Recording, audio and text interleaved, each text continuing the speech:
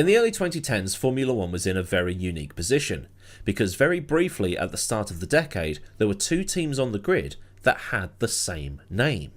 One of those was the Lotus team, one of the three new teams that arrived on the grid for the 2010 season, along with Virgin and the HRT team.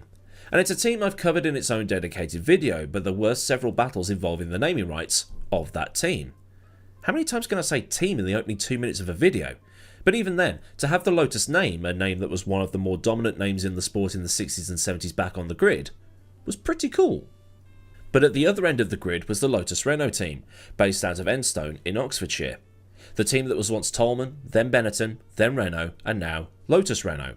It was another chapter in the long and storied history of that lineage of teams, a lineage that had won 4 Drivers' Championships and 3 Constructors' Championships. 2 drivers each for Schumacher and Alonso in 94, 95, 2005 and 2006, and the Constructors in 95, 2005 and 2006. It was a team that had enjoyed a very colourful history, literally and metaphorically. Because, like mentioned, this was the Benetton team between 1986 and 2001, with the clothing company buying the Toleman team out at the end of 1985. A team that had seen the likes of Schumacher, Berger, Alesi, Boutsen, Herbert, Piquet, Brundle, Patrese, Wirtz, Fisichella and Button drive those cars. And they also had the big brains of the likes of Frank Durney, Mike Gascoigne, Nigel Stepney, Steve Matchett, David Richards, Rory Byrne, Nicholas Tombazits, Pat Fry, Nick Worth and John Barnard all walking through the doors at one point or another.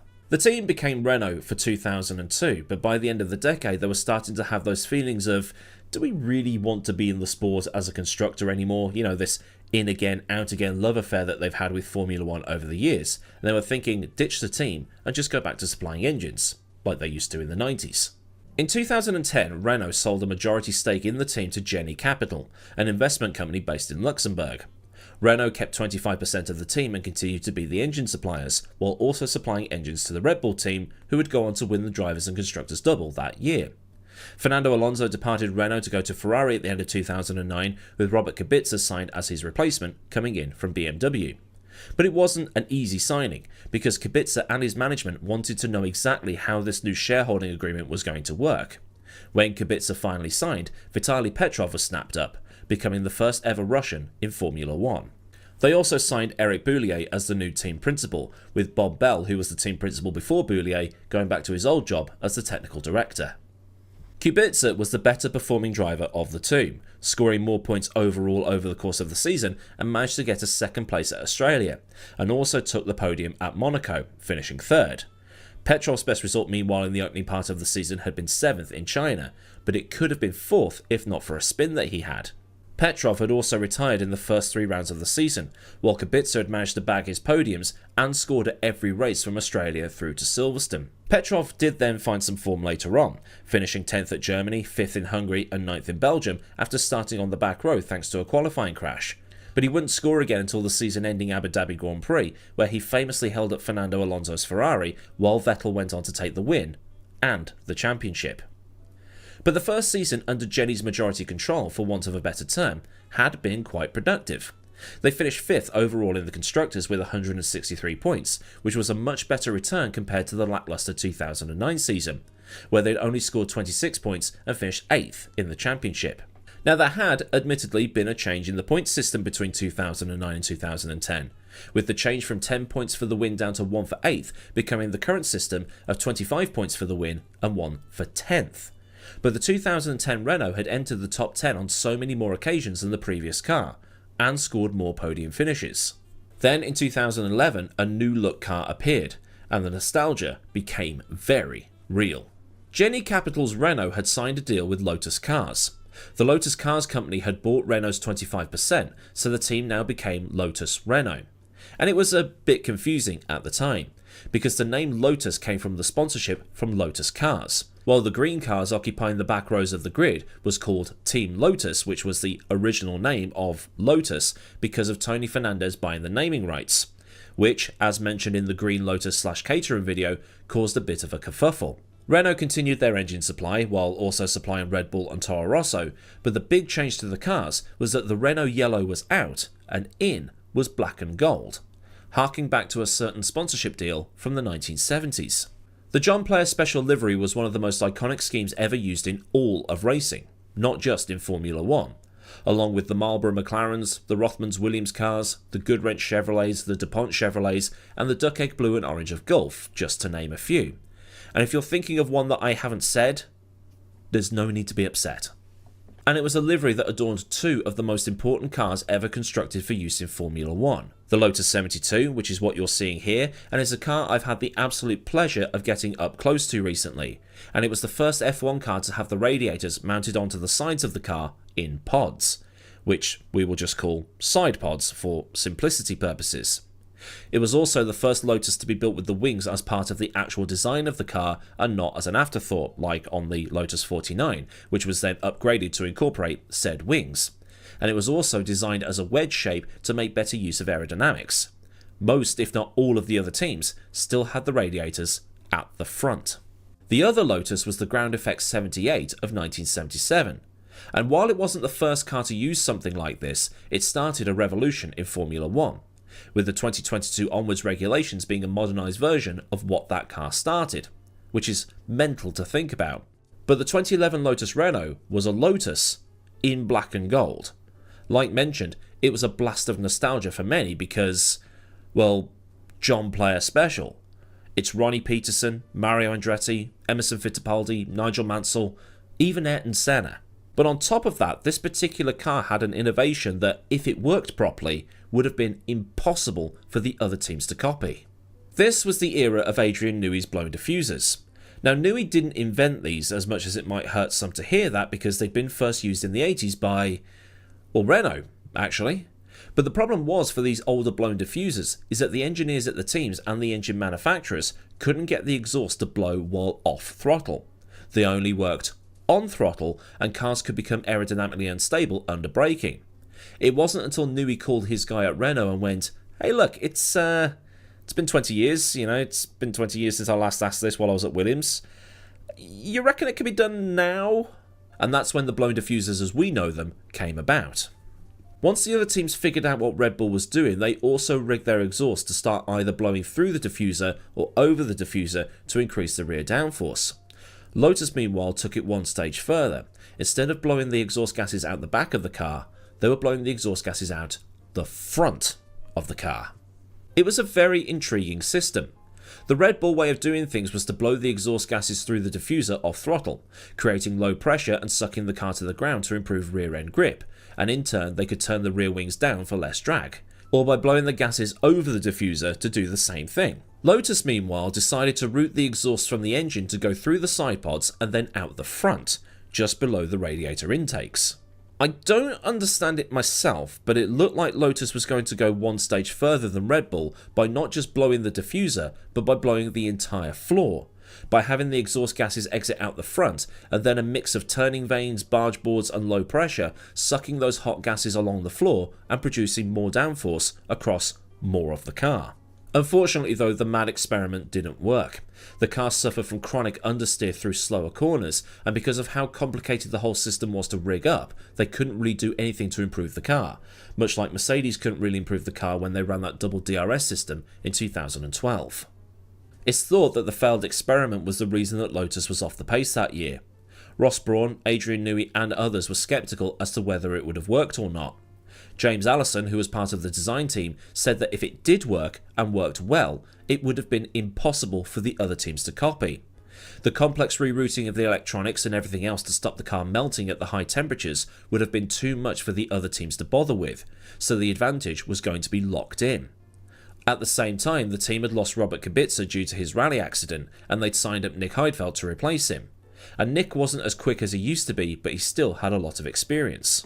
Despite the issues, the car did have flashes of brilliance, but those flashes really were blink and you'll miss it. Petrov was a surprise third in Australia, with Heidfeld getting a podium in Malaysia. Heidfeld was then replaced by Bruno Senna after the Hungarian Grand Prix, which is the race where Heidfeld's sidepod exploded. Weirdly. Lotus was still able to finish 5th in the Constructors, although the points return was lower compared to 2010. Going into 2012 though, Lotus would be renamed Lotus officially, and the lineup was going to change again. Kimi Raikkonen was back after a 2-year absence, and joining him was longtime Renault product Romain Grosjean. The car dropped the R nomenclature and was named the E20 to symbolise 20 years of Formula 1 cars being built at the Enstone factory. The car was still painted in black and gold, but had courted controversy for having those colours, because in some countries the black and gold livery was seen as being illegal because of subliminal advertising laws. Lotus said, "Oh yeah? Or what about Ferrari then?" And those countries went, "Yeah, you're right, have a nice day."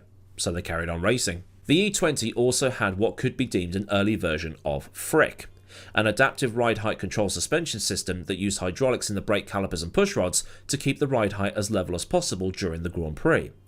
The FIA initially allowed it, but then turned around and said, no, it's illegal because of the movable aero law bit thing. So the teams modified that a bit further, and then Frick was born. I did a video on that recently, by the way. It's amazing how all this stuff links together, isn't it? That spider diagram I've been talking about is getting larger and larger and larger and larger. And there is software you can use to make like a spider diagram or like an interactive sort of diagram thing. I used it at university when I did my teaching degree, but I can't remember what it was called now. So if you went to Birmingham City University around 2013 and you remember, do let me know. The car also had a couple of other bits and pieces on it to try and make it faster. When the suspension system was banned, the team was also found to be developing something similar to Mercedes' double DRS system that would stall the front wing at the same time as the rear wing, but it was never raced. Unlike Ferrari and McLaren, Lotus had developed this exhaust that used the Coanda effect, which was supposed to be a replacement for blown diffusers. Grosjean showed immediately that the car had promise, qualifying third for the Australian Grand Prix, but retired on lap 2 when he collided with Pastor Maldonado. And that was going to be the pattern for Lotus through 2012.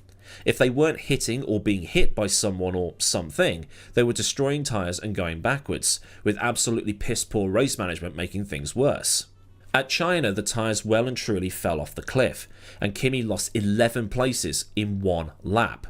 But in Bahrain, Kimi and Grosjean made the podium, and then in Spain, Raikkonen was third behind Alonso and Maldonado, attempting to bait them into taking those 2012 tyres past their life expectancy. But Lotus really was not having a great season. Grosjean was hitting so many people that he got banned, taking that ban because of the pile-up he caused in Belgium, but was then under more criticism when he caused another first-lap melee at Suzuka. In all, Grosjean had been involved in 8 first-lap incidents. But the thing was, when Grosjean was not going full open lobby, he was finishing quite well, and Raikkonen would then win at Abu Dhabi to give Lotus something to celebrate towards the end of the year.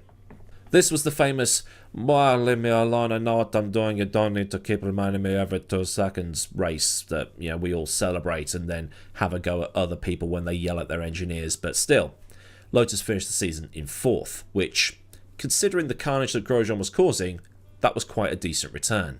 The 2013 E21 was a much more competitive car, with Grosjean becoming way less crash happy and scored points at all but 2 of the races he finished.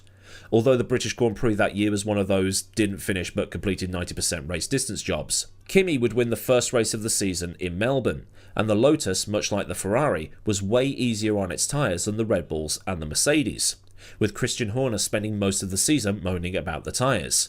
And those tyres would ultimately have the specs changed later on in the season, with controversy being generated by the secret Mercedes test, video already done, and the blowouts at Silverstone. Kimi racked up an impressive 7 podiums after his win in Melbourne, 6 of those being second places, while Grosjean would climb as high as 3rd for most of the season, with a second place coming at the United States Grand Prix.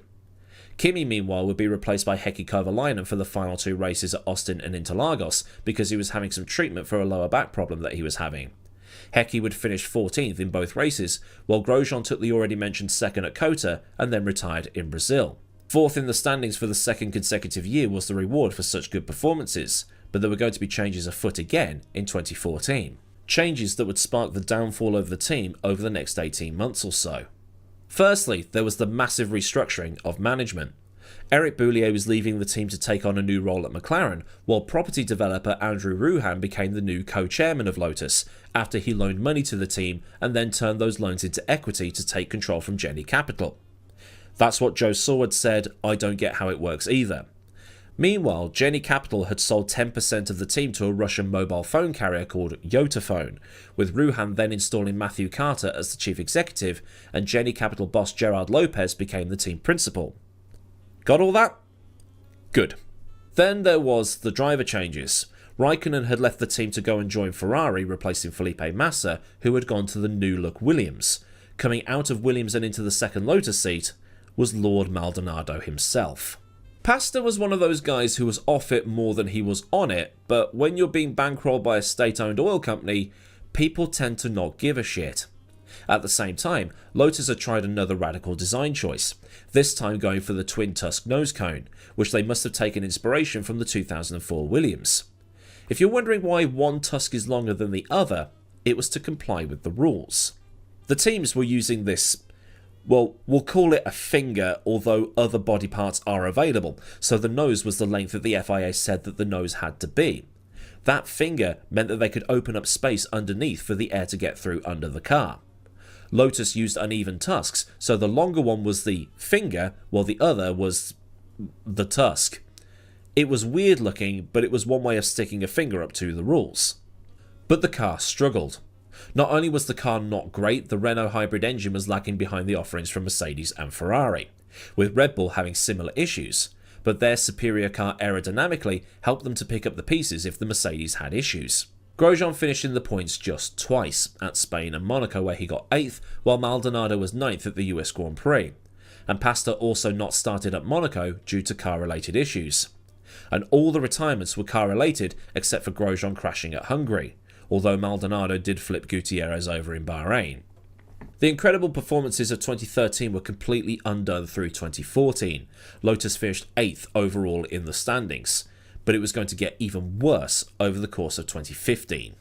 Now, I say it got worse because a switch to Mercedes power for that year at least ensured some competitiveness. But the team had hit severe financial issues, and development of the 2015 car was largely stalled because of said financial issues. The team was facing a tax bill of over £1 million, with the Sunday Express newspaper reporting that the team was facing a winding up order from Her Majesty's Revenue and Customs. Because UK law states that if a business owes more than £750 to a supplier, that supplier can apply for a court to serve a winding up notice and shut down that company. The courts also have an option to demand that the business or individual that owes that money pays that money. That's called a county court judgment or a CCJ. Somehow, Lotus had lost over $100 million in 2013, which Forbes reported on at the time, and it's believed to be the biggest loss incurred by any racing team in history. The losses were accelerated due to the amount that Lotus was spending to be competitive, and also because of those loans that had been injected into the team. And the interest on those loans had gone up from $1 million, which, yeah, okay, sounds reasonable because of the amount of money that was originally put in, to $22 million, which, yeah, that's a lot when you've got no money to pay it back. And there's also the other bits and pieces that were going on, particularly around Kimi Raikkonen's contract, where it was like he was going to get 100 grand per point, or something along those lines, and Kimi was never paid. Apparently, he told the team to give that money to the staff instead. This was also happening around the time that Marussia and Caterham went into administration, which for you Americanists is Chapter 11. So a third team going bust in the space of a few months was not going to be a good look for Formula 1. And while Marussia received rescue and became Manor for 2015, the sport was still facing the prospect of 18 runners until Haas joined the grid in 2016. The results had improved through 2015 though, which was good, but there was no reward for that yet because the season wasn't over and they were still getting paid for 2014. They wouldn't get paid for 2015 until the end of 2015 or even into 2016. With the suppliers being incredibly hacked off because of Caterham and Marussia already going into administration, they weren't going to take kindly to the "you'll get paid when I get paid" mentality. And frankly, nobody should have to go through that at all in business. Especially small businesses. When you're invoiced by a small local business, pay that invoice. This has happened to you, Aidan, hasn't it? Yeah, it has in my old job. But let's not dwell on such minutiae. The issues surrounding Lotus had become so bad that even Pirelli was chasing them for money. Lotus could barely afford tyres for the cars at this point, and at the Belgian Grand Prix there were bailiffs hovering around, ready to seize transport lorries, gear, even the actual cars. But by this point, Lopez was deep into discussions with Renault to buy back the team. The situation was made even more incredible when Grosjean was able to snatch third right at the death in that Belgian Grand Prix, taking advantage of Sebastian Vettel's tyre blowing up at Radion on, I think it was the final lap, But either way, the team was celebrating third like they just won the championship, while they had all these bailiffs seizing the cars because another dispute had been opened by Charles Pic. But at least the cars were returned to them, and the team didn't collapse because of the ongoing discussions with Renault, which I think puts a hold on winding up orders, but I'm not quite so sure. Either way, it didn't get any easier for a time because they got locked out the hospitality suites in Japan because of unpaid bills there. But at the end of September, Renault signed a statement of intent to buy the team back. The team was purchased back from Jenny Capital for less than the price of a cup of coffee. At the time, it was like £2 or something like that Renault paid, which, yeah, good luck getting a cup of coffee for that today that doesn't taste like sewage water. And with that £2 purchase came bailouts for the debts and tax bills that the team owed to Queen Lizzie's tax rozzers. Lotus had such an implosion after the 2013 season. Unfortunately, there aren't any concrete reasons for the colossal financial collapse.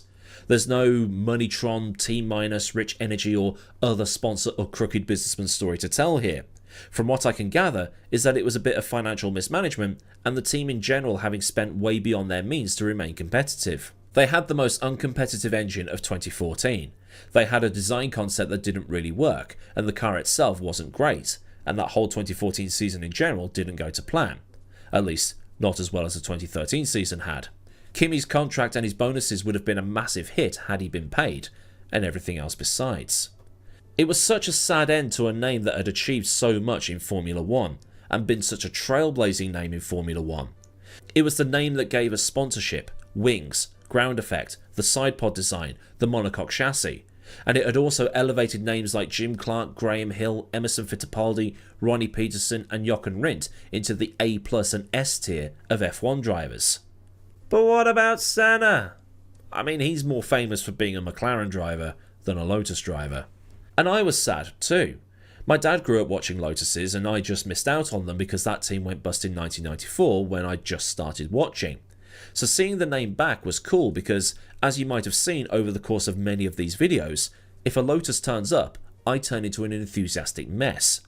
The Lotus 49 is one of my favourite cars of all time, and I'm an absolutely unapologetic fanboy of the Cosworth DFV. So to have the name back and then see it disappear for pretty much the same reason it had disappeared in the first place, it really was like history repeating itself. It's just that history repeated itself in completely the wrong manner. So then a look at the reborn Lotus team from the early 2010s and how it all disappeared in almost the same way it had done in the 90s. If this has been a fun look through the history books, then do give the video a like so I know I've done a good job, and for more like this from the channel, get subscribed and also get the bell on so you never miss out on anything else I do around here. Massive thanks as ever go out to the mad lads at Patreon who continue to support me at a more personal level, with some new names turning up recently, so thank you and welcome aboard. And if you do want to help with the picture purchasing piggy bank or otherwise keep the lights on around here, there's a link to Patreon down in the description, along with links to Discord, socials and other bits and bobs you might want or need to know.